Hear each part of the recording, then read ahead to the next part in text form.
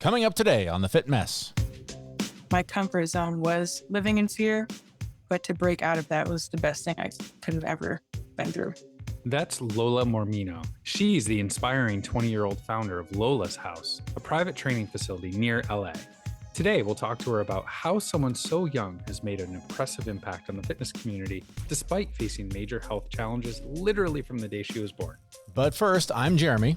And I'm Zach. We've spent years pushing ourselves to learn more about our own physical, emotional, and mental health, and picked up a few coaching certificates along the way. But really, we're two guys who got sick of our own shit and started making changes to be healthier, happier, and live more meaningful lives.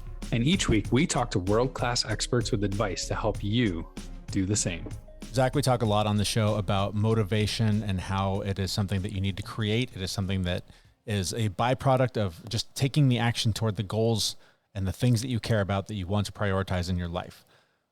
Inspiration, however, I think is something different. Sometimes you do need some outside source, something to just give you a kick in the ass and get you going in the right direction to do the thing that you care about. I think that's different than motivation, and I think it's easy to mix the two things up. Our guest today, Lola Mormino, I think her story may be that inspiration that someone out there needs to light that fire to really go after the thing that they care about.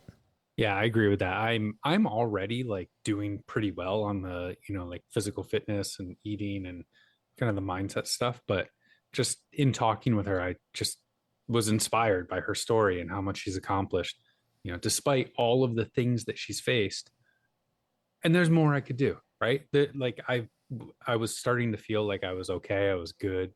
This is all right. But you know what? There's always more I can do.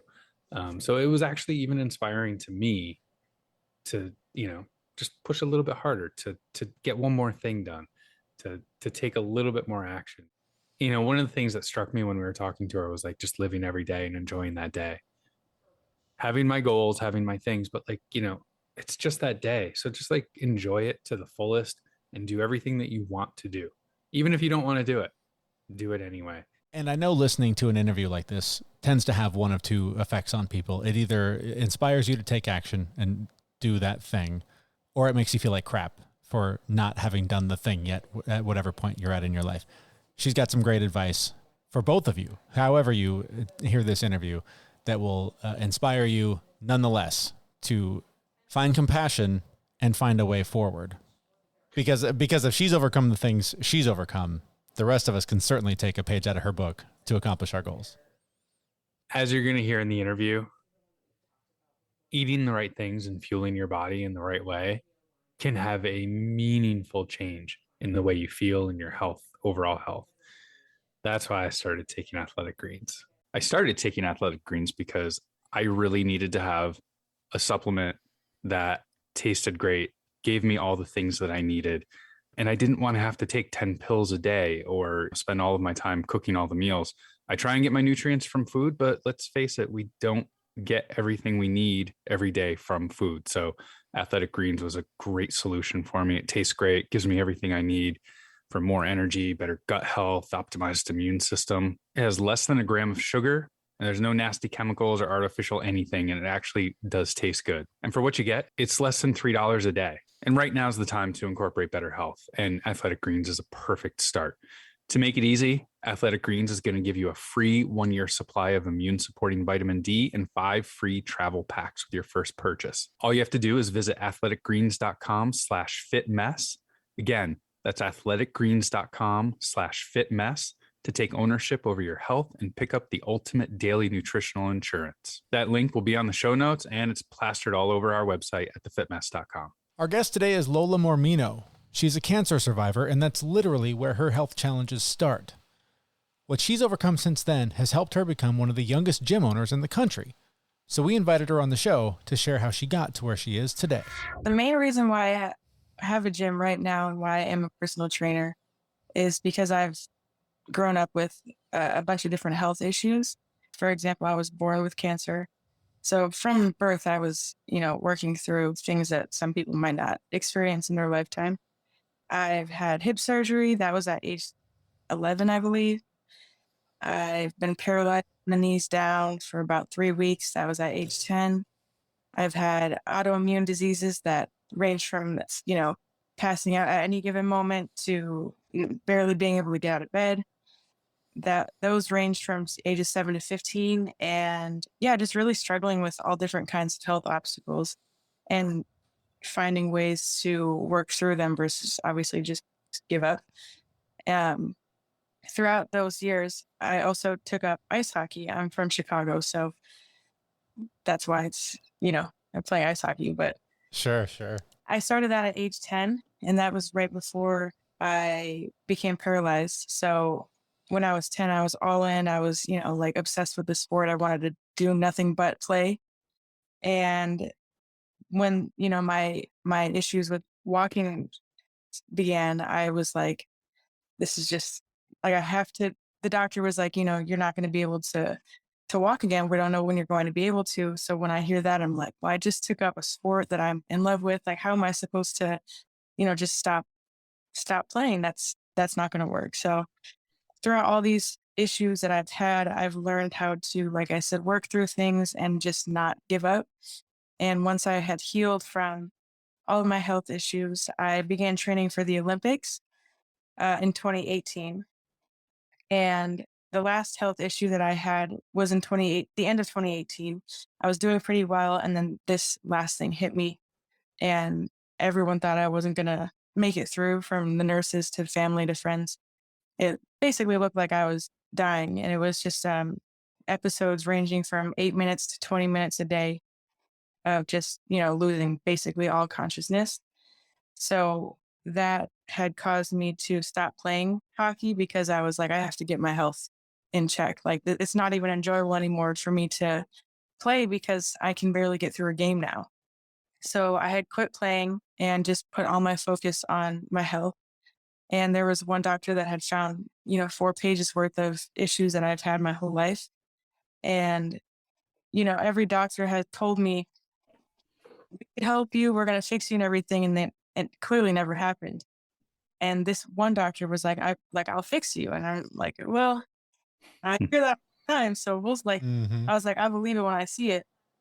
And he was right. So he gave me a bunch of different supplements and vitamins and, a specific eating regimen. And that cured me from all of my health issues that I've had my whole life. So it was a surreal feeling. And I initially took it in a negative way because I was so used to living my life sick and I was used to playing hockey. So those were like the two personality traits that I had. And when I didn't have either of those, I was like, I don't even know who I am anymore. And so I went down a bad path just in regards to eating. I gained a lot of weight. I was pushing people away. I was just not, depressed in simple terms. And I gained probably 30 pounds or so, and not good weight, obviously. So in 2020, I was telling myself I want to set the intention this year to lose this weight and become healthy again, physically and mentally, because the place I was at, it wasn't getting me anywhere.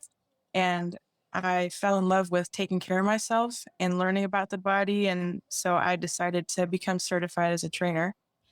And in the book, it was really interesting because I had learned or read a lot of things that happened to me. For example, they were talking about if there's pain in your knee, there could be another issue in your hip or your ankle. And I had bad knee pains. Nobody believed me that I had knee pains until they saw my hip was a problem. So I was like, this is really cool. This is why I'm learning what I'm learning because I can relate and then I can share that with other people.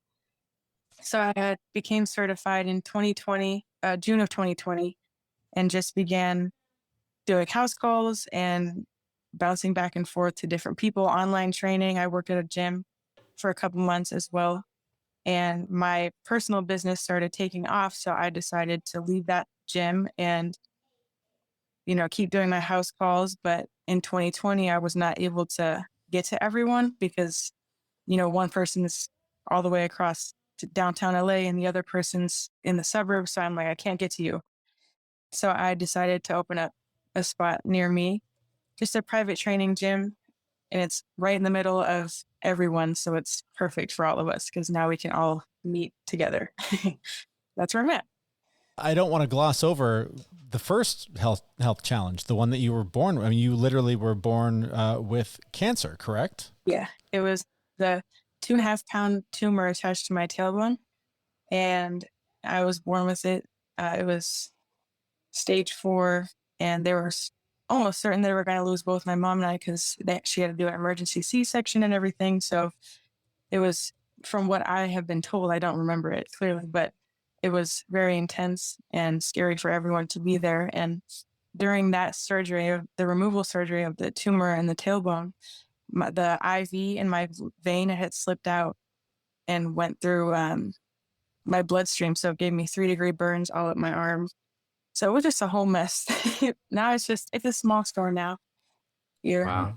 But it used to be my whole forearm. So it shrunk, which I love my scars, but I'm curious as to what it would have looked like if it stayed that same length. I don't know how it, but miracles. Clearly you don't remember it, but do you ever reflect back on like how you got through that? And did you take some of those reflections or lessons into some of your future things? Because I mean, you've gone through a lot, and that takes a lot of resilience. So I'm just curious what your thought process was there. I definitely, although I don't remember it because I was a day old, I definitely still had some traumas because I have scars all over my body that remind me every day that that's what I went through. It took a lot of changing my mentality towards it because I used to hate my scars and I was embarrassed and I thought I was weird looking and everything, but I also wouldn't be here if I didn't have those scars. So it's like you got to pick which one you want. And I was not enjoying how I was making myself feel when I kept saying I look weird, this isn't normal. So it took a lot of therapy and, family support and internal support to get to where I'm at with them. And I think that's why I find so much joy in helping others because I'm so at peace with myself that I can now fully listen to someone else and, 9 times out of 10 be able to relate to them. You mentioned the weight challenges and the support system that you had in place through that. And at one point you said something about just not giving up because that wasn't an option. Were there points in this journey where you did feel like I can't, this is too much and I can't do this? Yeah, there was two pretty close points. One in middle school. So the one autoimmune disease was called vasovagal syncope. And that's the one that just causes you to pass out really at any given moment. If you see blood, if you get overheated, if you're stressed out, scared, shocked, you just pass out. And there was a period, I believe it was 8th grade, where I was passing out literally every night after dinner. And I was like, this is not even worse. Like, I try to do my homework and then I immediately just, pass out in my dad's arms. And I'm like, this is not enjoyable, obviously. So I was like, clearly, I'm not able to work through this one because it's been every night. And I'm grateful because I had and have such a great support system. So when I was having those thoughts, I was able to, go to my family, go to people and tell them like, this is where I'm at mentally. And I know this isn't the place I want to be at, but I got to let you know. And then in 2018, when I thought I was not going to make it, like my every day was like, this could be my last day. So I was enjoying my time with my family and, my friends at the time were all the doctors. So being with them as much as I could. But when the doctor kept saying he couldn't find anything, or he found something and it was a gray area, it was a rare case, like we don't know what to do. I was like, this is a joke now. I can't, I'm done. So those 2 times from what I can remember were the most vivid memories of when I was close to giving up, but clearly not close enough because I was still able to work through it. And that's why now I'm so big on understanding and helping people that it's not so bad. Like everything can be worked through. It's not like just because you have an obstacle, you're not able to get through it. Like, and that's why there's support because people that care will definitely help you through it. So I've got 2 questions, like the resilience of getting through all of that, the mental bits that you had to put in place to just get up every day it's got to be amazing. But The other part that just really stood out to me was earlier on when you said, that last doctor, he healed me, he cured me, and you said vitamins and food. You didn't say anything about medications or surgeries or anything like that. So, like, truly, was it that simple? Was it like just what you were feeding your body?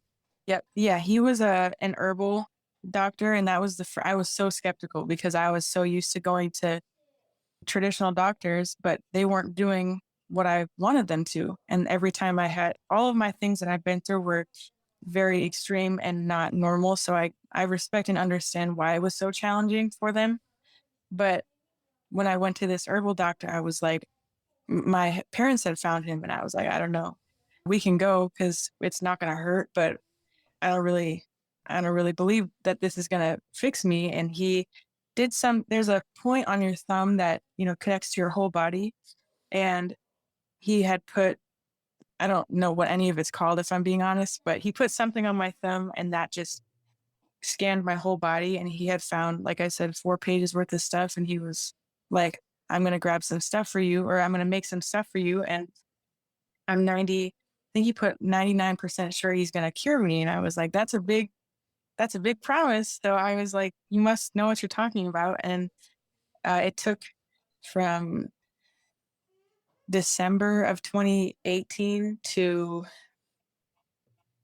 probably February for me to I was 100% healthy. And I still take supplements and vitamins and obviously keep on my eating habits to this day. But with those specific supplements, it took till about then for me to get off of them and just get ones that can maintain. And the mental part, I was so used to living my life sick, like I said, I was unaware that getting out of bed shouldn't have been a struggle or taking a shower shouldn't have been a struggle. Mhm. Like I thought when I was playing hockey, I was supposed to feel sick. That's what I knew.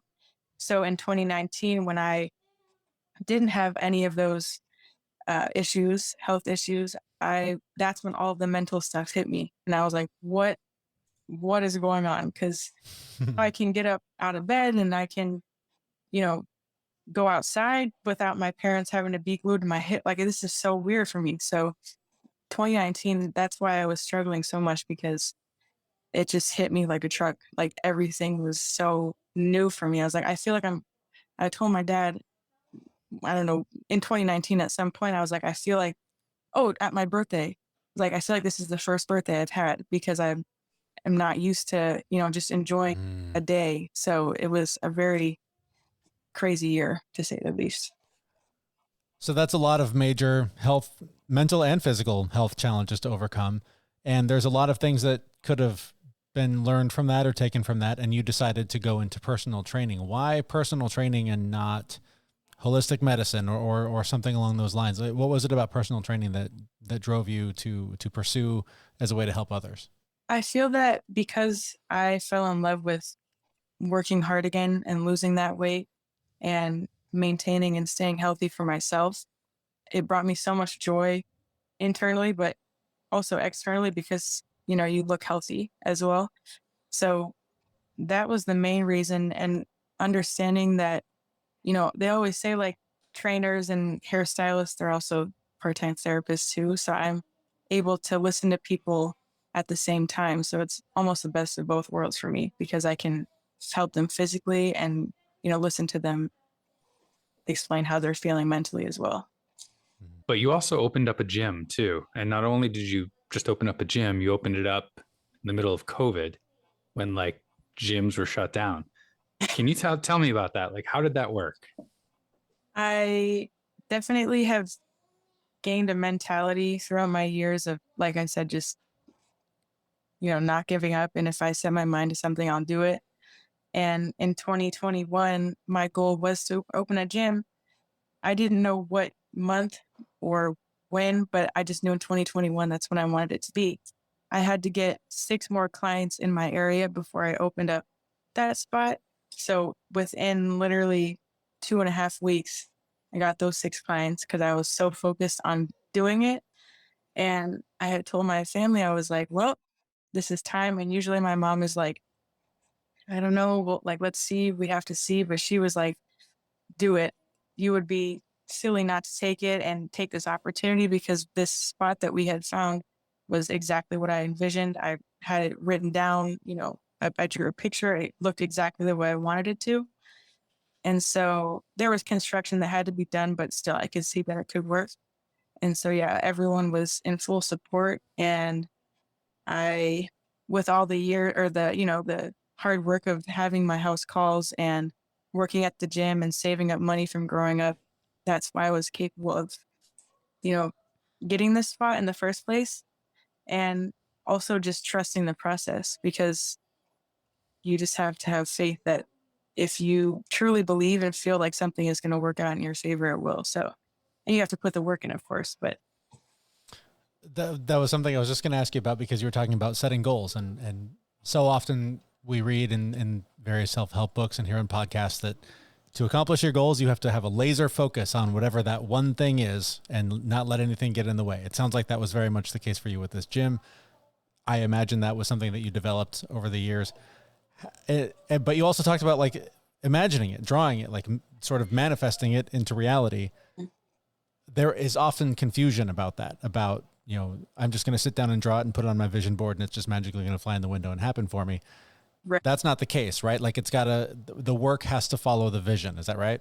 Yeah, it's unfortunately not going to happen if you write it down and then you just sit and expect for something to happen. It's just not going to work. So, you have to train your brain too to learn how to stay disciplined and consistent and focused, because especially at my age, I'm 20. So there's a lot of the generation right now is partying and having fun, and that's great.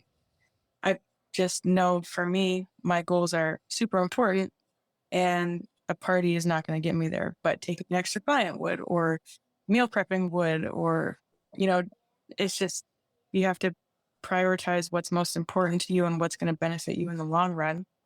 And yeah, as far as the manifestation, it's not just, drawing a picture and waiting for it to happen. You got to figure out what your action plan is and how you're going to get there, and then do it. So I'm curious about, motivation on your side. I know, for me, and I imagine this happens, I have, really high anxiety, but in moments when my anxiety goes away, like I have a lot of trouble motivating myself because that anxiety is part of my drive. Once you got your health situation under control, did you have any issues like with motivation, or like, did you have to like put forth the extra effort when you were sick to be motivated normally? And then when you got better, did you have trouble motivating yourself? Yes, it was twisted almost, because when I was sick, I was fit in a way, externally fit. Internally, I felt horrible, but I was still playing hockey. I was still doing things, going to school. And once I had stopped, I was just living in fear. Or once I became healthy, I was living in fear every single day. Like, I didn't step foot in an ice rink, because when I had my first episode in 2018, it was after a hockey game of mine. So I was like, I'm never stepping foot in an ice rink ever again. And I just woke up nervous if something was going to happen to me today, or I was just always living in a what if mindset. And that's so unhealthy, because, okay, but what if it doesn't happen? You know what I mean? Like, there's just so many different ways to look at things. And anxiety was definitely there as well. But I had to put a lot of work in. I still go to therapy to this day just to maintain where I'm at and learn, because there's always something you can learn. But when I had first started going, it was a lot of work, 2 times a week, just trying to break through the PTSD or trauma, or hearing sirens and starting to cry. Like, there were so many things that I had to fix in those moments. So yeah, it was twisted, but I'm just thankful that I stayed consistent with it. I had my support system kind of pushing me too to stay consistent with it, because my comfort zone was living in fear, but to break out of that was the best thing I could have ever been through. Something you mentioned earlier, getting back to the fear of the ice rink, was the loss of identity with these things that you connected with. This is something we just talked about in our last episode as well. So I'm just curious for you how you sort of came to terms with the fact that you are not the things that you attach yourself to, and is that something you're still able to do now, even as this successful, the story we're telling is of this 20-year-old successful, unlikely survivor of incredible health challenges. That's a huge piece of identity to hold on to, and you're now talking to shows like ours about this story. Are you able to keep that lesson and just realize like this too might slip away and I might be something else someday? Yes, I love what I do. I am not, I'm Lola and I'm not a gym owner. You know, it's, you can do whatever you want, but you're still you at the end of the day. So, and you have to live with that. So there's so much more to offer than just owning a gym or being athletic or fit, or the list can go on. I just think that, yeah, like you said, if by chance my route turns somewhere else, not saying it would, but you never know. What, am I gonna freak out because I don't have something that I identified myself as for 5 years? That's just not, that's not healthy either, because you're enough just being you. You don't have to grab onto health or fitness or whatever your profession is just to feel like you're worth something. So Yeah. And another thing you mentioned earlier that I'm just kind of circling back to is you mentioned hairstylists and trainers or, part-time therapists. Do you feel like people gravitate towards you with issues because, not because you are a doctor or anything like that, but because you've been through a struggle that they're going through and it resonates? Do you get a lot of clients like that? totally. And I love it. I absolutely, that's honestly one of my favorite parts about training, is to be able to hear other people's perspective and what they're going through. And I have clients from ages, 9 years old to 70 years old, and they all feel comfortable enough to have me listen to them, because I'm not sitting down. They're sitting on a couch and I'm sitting on the chair, like, now talk to me. It's a very comfortable environment. There's music playing, and I'm a very outgoing, goofy person, lighthearted person. So I'm not gonna, oh, poor baby. Like, I'm gonna Right. listen and then, give my 2 cents if I can. And it's just a very genuine, comfortable conversation. So I think that doesn't give them that pressure of like, I have to open up to her. Like, you don't have to talk the whole session if you don't want to, but they do know that I'm here to listen, and that's what I love. So Mm. How important is that do you think, for your clients and for yourself to have that vulnerability and really open up those inner struggles?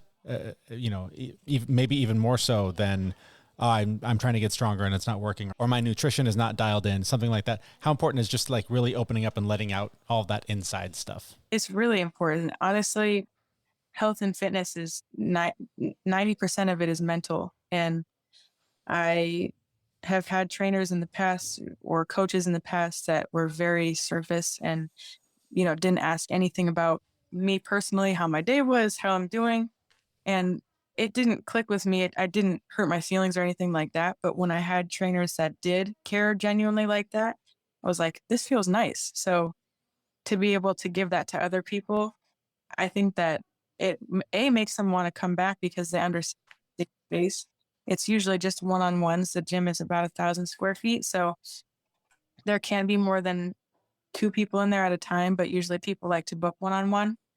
So yeah, it gives them opportunity to want to come back and feel like they're able to. I always say to all my people, like, it's never, the second you step into the gym, it's no judgment. You can tell me anything you want. Like, just go for it. I'm ready to listen. And that's how I keep it, because to live in judgment, everyone has their stuff. Everyone's going through something you don't know. A lot of people didn't know in the moment what I was dealing with. My best friend at the time, I just reconnected with her this year, and I was talking to her about all of my health stuff. That's why we had drifted apart.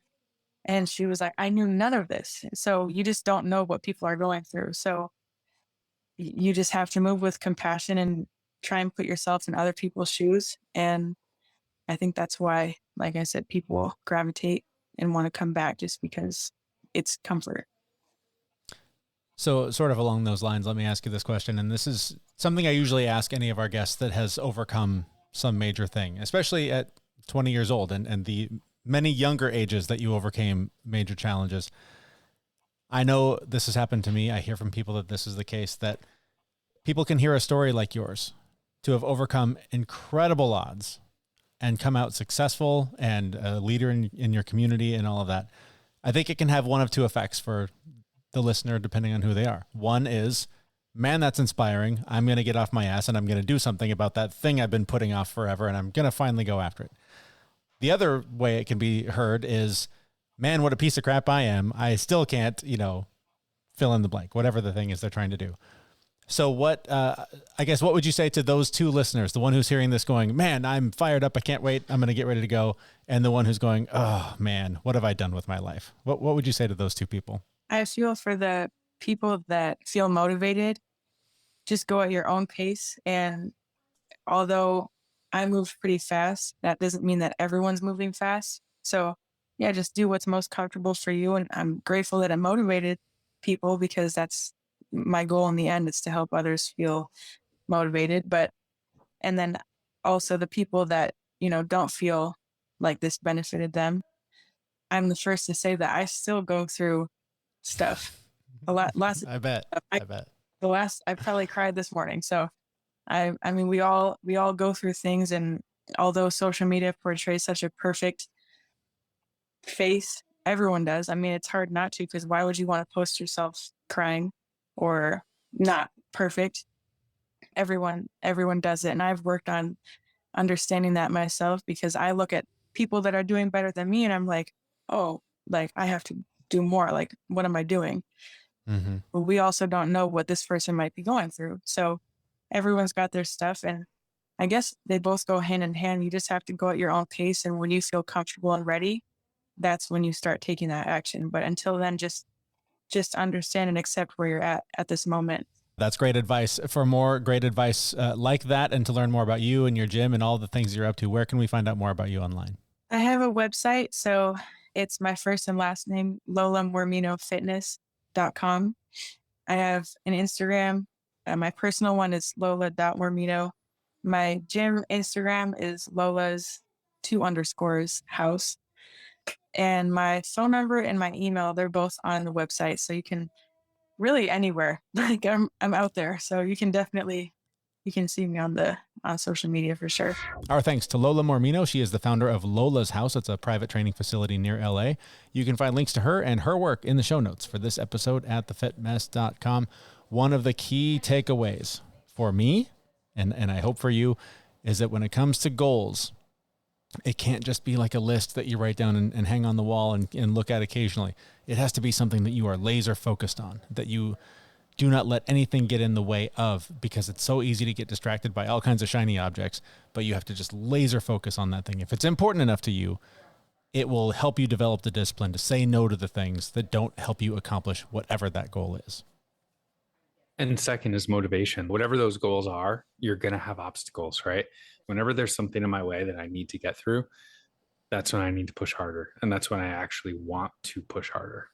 And I think that was one of the many lessons that Lola learned in her life and all those struggles, is that she really learned so many valuable life lessons in overcoming all those major health challenges. And finally, I just want to encourage you to create or find a support system, find a trainer, a coach, a friend, a therapist, someone you can open up to and share your mess with, share the struggle, because it's just such a lonely road to go down when you pursue any of this stuff. When you're trying to get well mentally, physically, when you're trying to heal, it is just such a lonely road, and you can feel so isolated and feel like nobody goes through this. But I guarantee anyone who's done this has probably felt exactly like you. And so having a place to unload a lot of that and to hear feedback and to learn from people that have gone before you, there's just so much healing that can be done there in a support group. So I can't recommend enough trying to find a community of like-minded people to share that struggle with, because it will help you get there faster. Well, and on top of that too, a lot of these things that we want to do for ourselves, like some of them are really complicated, and taking them all on can be really overwhelming. So finding people who are experts in their fields to help you, to explain things to you, honestly, I go to the gym I go to because I show up, they tell me what to do, I do it, and then I leave. I don't have to think about it at all. Mm-hmm. That is beautiful. And sometimes you need that. Sometimes you just need to do what the person's telling you to do. Then you can understand it later. And sometimes you need a place where you can be vulnerable and just share that pain, because carrying it around is not good for you either. It's just energy that's got to move out of your body, and it's got to find a place to land. No. My pain has frequent flyer miles, man. I travel with that everywhere. The bags are big and they're heavy. Yeah, 17,000 free check bags on this one. All right. Well, pack your bags and don't let the conversation end there. Join us on our Facebook group where you and fellow Fit Mess listeners can connect for monthly challenges, accountability to reach your goals, and a connection with others who are on a similar journey. That link is also at our website, thefitmess.com, where we will be back next week with a brand new episode. Thanks for listening. Hey, everyone. We know this podcast is amazing and doesn't seem to lack anything, but we need a legal disclaimer. Prior to implementing anything discussed in this podcast, it is your responsibility to conduct your own research and consult your physician. You should assume that Jeremy and Zach don't know what they're talking about, and they're not liable for any physical or emotional issues that occur directly or indirectly from listening to this podcast.